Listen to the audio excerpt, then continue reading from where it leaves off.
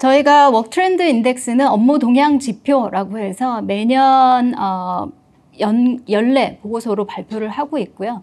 전 세계 31개국 3만 1,000명 정도의 비즈니스 사용자와 또 비즈니스 의사 결정권자들, 그리고 링크드인의 어떤 고용 정보, 그리고 마이크로소프트 365의 어떤 메타데이터들을 취합해서 인사이트를 뽑아내고 있는데요. 최근 AI 트렌드에 대해서는 워낙 변화의 폭이 크기 때문에 저희가 어떤 스타트업 그리고 업계에 계시는 전문가분들도 같이 인터뷰를 해서 발간된 리포트입니다. 이번 리포트에서 주요하게 찾아낸 인사이트라고 한다면 프론티어 기업의 탄생을 들 수 있습니다. 프론티어라고 하면 앞서가는, 선구적인, 선도하는 이런 얘기일 텐데요. AI를 사업에 도입을 해서 혁신을 만들어 가고 있는 리딩하는 그룹들을 프론티어 기업이라고 저희가 정의를 하고, 그 기업들의 행보를 통해서 우리가 어떻게 성공적인 AI 도입을 할 수 있을지 살펴볼 수 있을 것 같습니다. 실제로 이제 기업들이 AI를 비즈니스에 도입하는데 크게 한 3단계 정도의 과정을 겪습니다. 저희가 이제 최근에 여러 고객분들을 만나보지만 국내 많은 고객분들은 아직 1단계에서 검토를 하고 계신 것 같아요. 사람과 AI 어시스턴트의 협업. 그래서 개개인의 업무 전반에 AI를 활용해서 개인의 어떤 보조자로서 AI를 활용하는 단계라고 볼 수 있고요. 2단계는 에이전트가 나타납니다. 그래서 사람과 에이전트 간의 어떤 특정 타스크를 에이전트에게 위임하는 형태로 업무를 진행하는 단계로 볼 수 있고요. 3단계는 조금 더 고도화된, 사실 에이전트도 스펙트럼이 간단한 업무를 진행하는 것부터 자동화된 업무를 진행하는 것까지 그 기술 지식 레벨에 따라서 이 범위가 넓다라고 할 수 있는데, 에이전트가 어떤 중요한 업무 자체를 하나의 노동력처럼 온해서 한 조직 내에 하나의 멤버로, 한 팀의 멤버로 조인해서 업무를 시작하는 정말로 고도화된 단계까지를 살펴볼 수 있습니다. 이렇게 진화하는 그 단계에 있어서 주안점으로 이게 어떻게 가능한가, 그리고 어떤 부분을 향후에 고려해야 되는가에 대한 큰 세 가지 주안점을 볼 수 있는데요.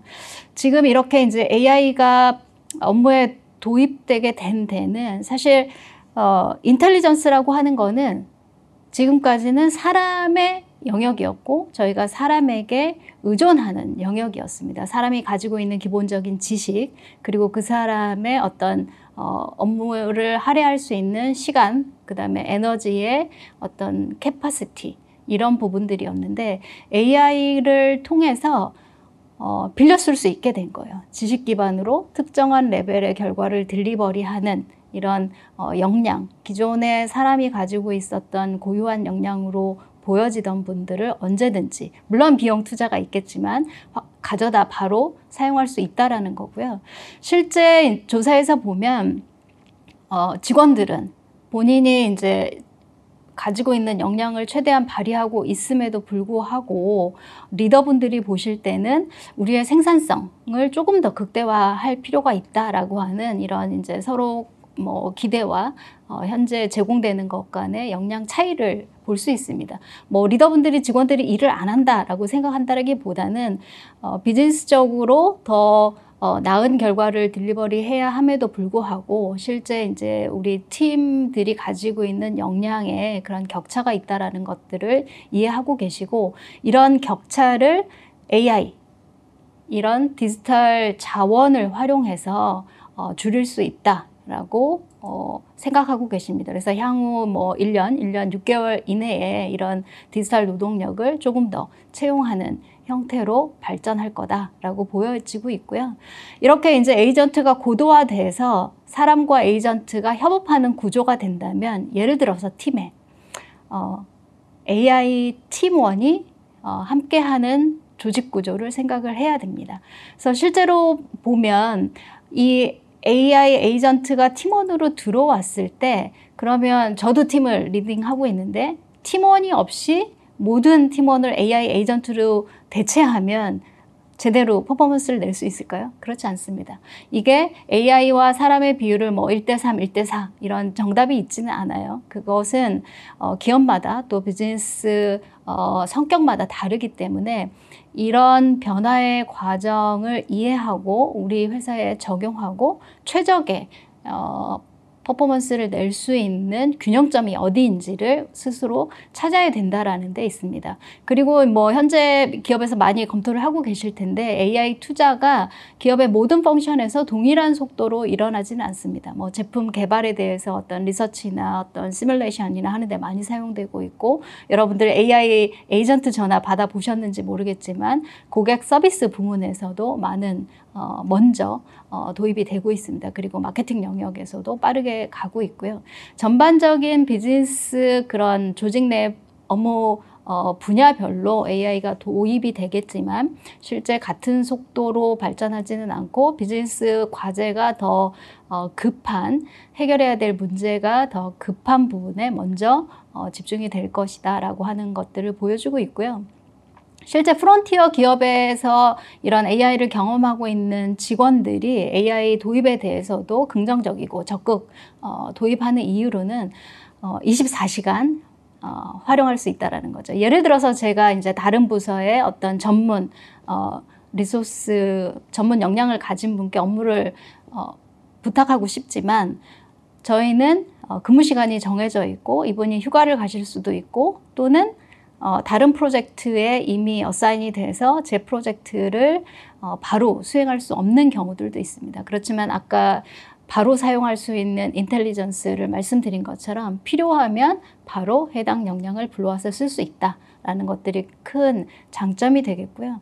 사람은 사실은 이제 뭐 그 분야에 어느 정도의 일을 했는가에 따라서 나타내는 결과물이 조금 차이가 있을 수도 있습니다. 그렇지만 AI는 우리가 기대할 수 있는 품질에 대한 세팅이 어느 정도는 일관되게 나타난다라는 것을 볼 수 있습니다. 그렇기 때문에 일을 같이 할 때도 내가 기대하는 부분이 어느 정도인지를 염두에 두고 전체적인 프로젝트 타임라인이라든지 업무 진행을 할 수 있다. 라는 것들이고요. 저희도 이제 내부에서 일을 하다 보면 늘 같이 일하는 사람들끼리 브레인스토밍을 하면 아이디어가 잘 안 나오거든요. 근데 그런 부분에 있어서도 굉장히 다른 아이디어를 제공을 하고 그 아이디어를 기반으로 해서 브레인스토밍하고 하는 이런 새로운 기회들을 제공을 하고 있습니다. 이렇게 조직 내에 팀 내에 사람과 AI 에이전트가 일을 하게 된다면 조직 관리 차원에서 이런 디지털 노동력 관리는 과연 누가 해야 될까가 또 숙제가 됩니다. 그래서 에이전트 보스라고 하는 새로운 키워드가 나타나게 됐는데요. 에이전트 보스는 하나 이상의 에이전트를 관리하는 사람을 얘기를 합니다.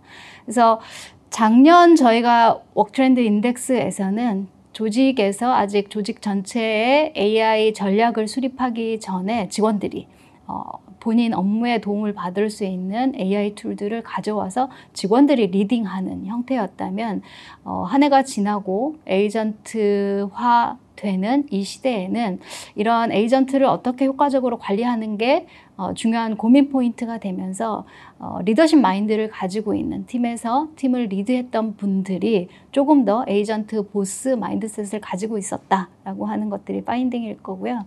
실제 저희가 에이전트를 활용하게 되면 에이전트에게 어떤 업무를 줄 것인지 그리고 어느 방향으로 업무를 수행하도록 가이드할 것인지 또 그 결과물에 대해서 어떻게 평가할 것인지 누구나 다 매니저의 어떤 자질을 가지고 평가를 해야 된다라는 것들이 있습니다.